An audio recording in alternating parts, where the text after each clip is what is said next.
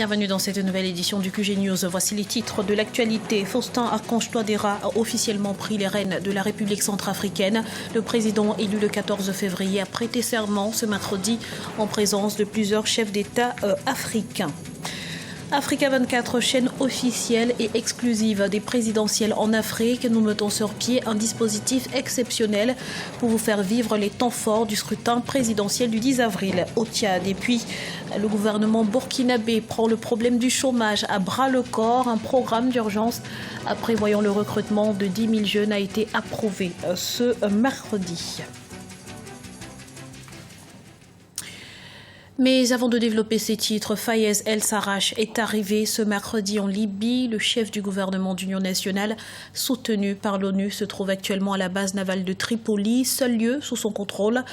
Une arrivée mal accueillie par les membres des deux gouvernements rivaux implantés en Libye, à savoir celui de Tripoli et de Tobrouk. Le premier ministre du gouvernement installé à Tripoli l'a notamment qualifié d'intrus. Et ce jeudi, la situation reste tendue dans la capitale libyenne. Les habitants redoutent des affrontements entre les partisans du nouveau gouvernement et les milices qui la contrôlent encore. C'est une nouvelle étape décisive pour la Centrafrique. Le président Faustin Archange Touadéra, élu le 14 février, a été investi ce mercredi 30 mars. Il prend les rênes d'un pays en ruine qu'il devra rapidement redresser. On fait le point tout de suite dans ce reportage de notre envoyé spécial Serge Kofi.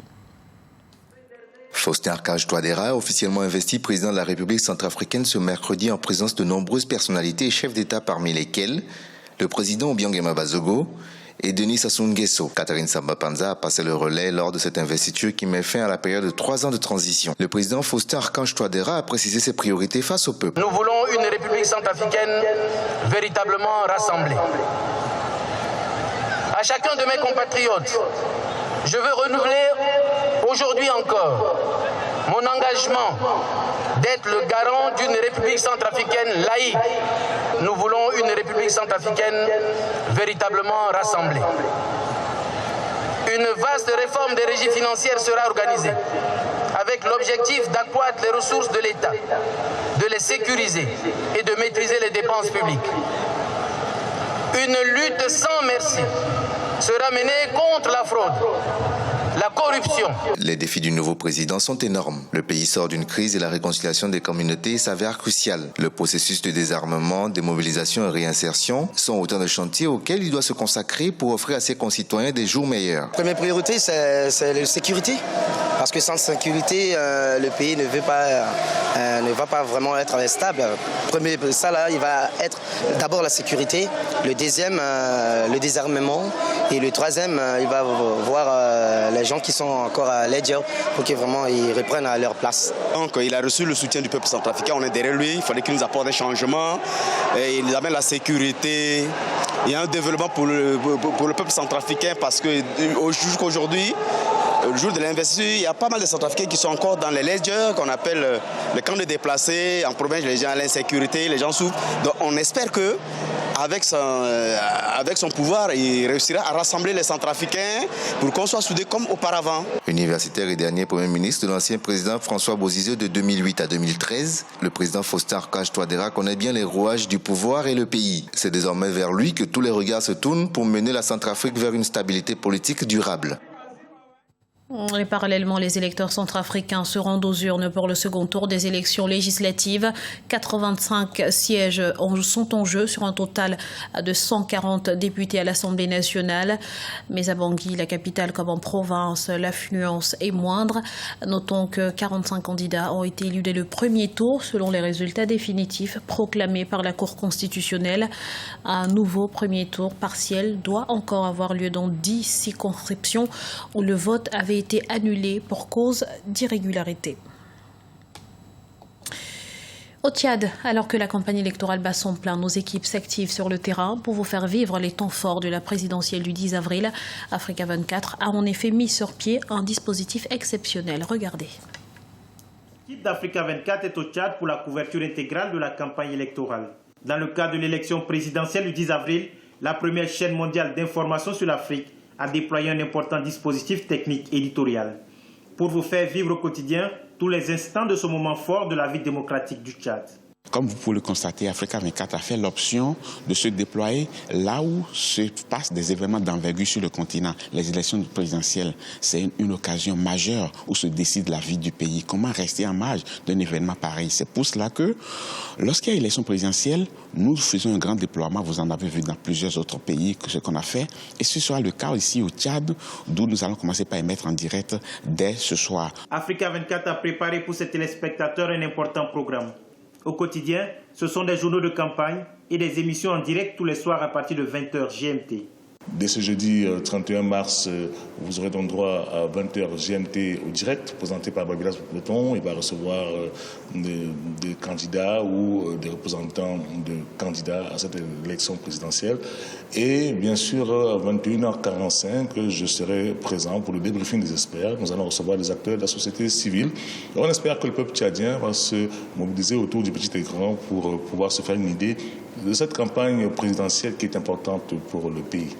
Dans la dynamique des précédentes élections sur le continent, Africa 24, à travers ses opérations spéciales, confirme sa position de chaîne exclusive des élections sur le continent. Les téléspectateurs sont invités à participer à l'émission en envoyant leurs questions, contributions et réactions sur les réseaux sociaux à travers nos comptes Facebook et Twitter.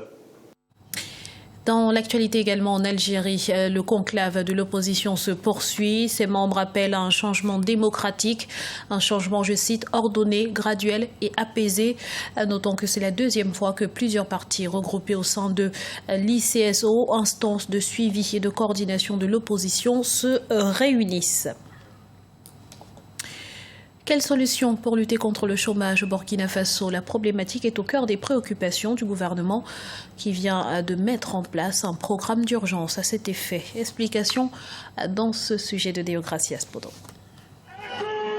C'était l'une des promesses de campagne de l'actuel chef de l'État burkinabé, Roch Marc Christian Kaboré. Mercredi 30 mars 2016, le gouvernement a adopté un rapport relatif à la mise en œuvre du volet travaux à haute intensité de main-d'œuvre IMO. Ce programme destiné à 9300 jeunes issus de 49 communes et dont le coût de réalisation a été évalué à 2,5 milliards de francs CFA permettra, selon les autorités, de réduire le chômage dans le pays. La question de l'emploi est une question essentielle. Ce programme, donc, dans le volet IMO, il s'agit donc de jeunes ruraux qui seront donc utilisés essentiellement pour des travaux à haute intensité de main-d'œuvre, notamment dans le cadre de l'entretien des voies et des pistes. Il faut savoir qu'une des obligations qui leur est faite, c'est une obligation d'épargne afin qu'au terme de ces 6 mois-là, les institutions puissent les accompagner pour lancer effectivement des activités en termes d'auto-emploi. Durant la période d'exécution du programme, les 9300 jeunes bénéficieront d'une série de mesures d'accompagnement, notamment en termes d'initiation au métier de leur choix, d'alphabétisation, d'accès à l'assurance accident et d'encouragement à l'épargne volontaire.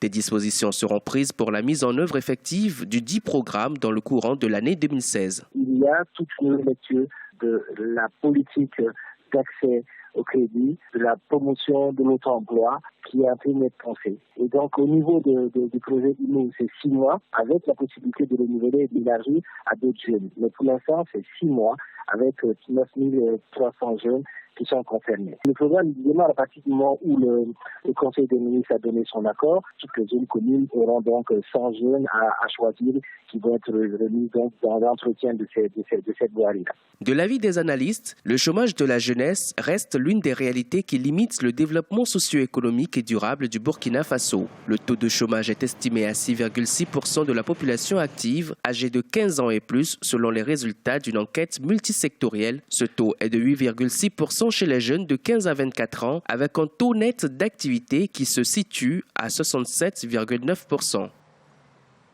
C'était le journal de la rédaction. Merci pour votre fidélité. Dans un instant, une nouvelle édition de l'actualité sur Africa 24.